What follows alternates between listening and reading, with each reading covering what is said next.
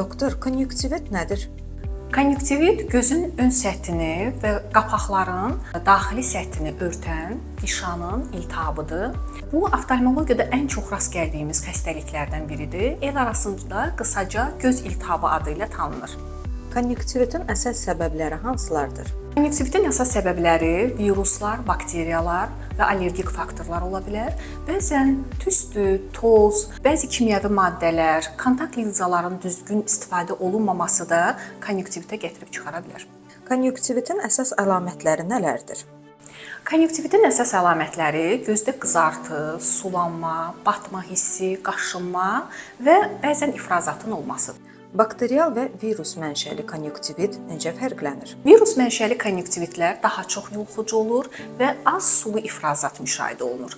Bakterial konjunktivitlər zamanı isə daha çox irinli ifrazat olur, hətta göz qapaqları səhərlər bir-birinə yapışmış vəziyyətdə olur. Konjunktivit yoluxucudurmu?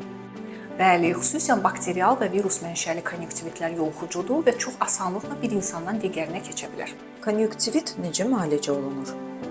Konjunktivit növündən asılı olaraq müalicə olunur. Virus mənşəli konjunktivitlər simptomatik, bakterial mənşəlilər antibiotiklərlə, allergik mənşəli konjunktivitlər isə antiallergik dərmanlar vasitəsilə müalicə olunur. Konjunktivitdən necə qorunmaq olar?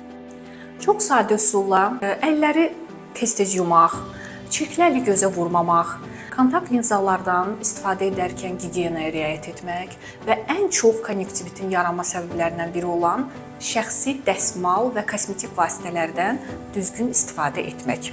Onu qeyd edim ki, konjunktivit çox yayılmış olsa da, əgər vaxtında həkimə müraciət edərsinizsə, tam sağalan bir xəstəlikdir. Medica Hospital, doğru müalicənin doğru ünvanı.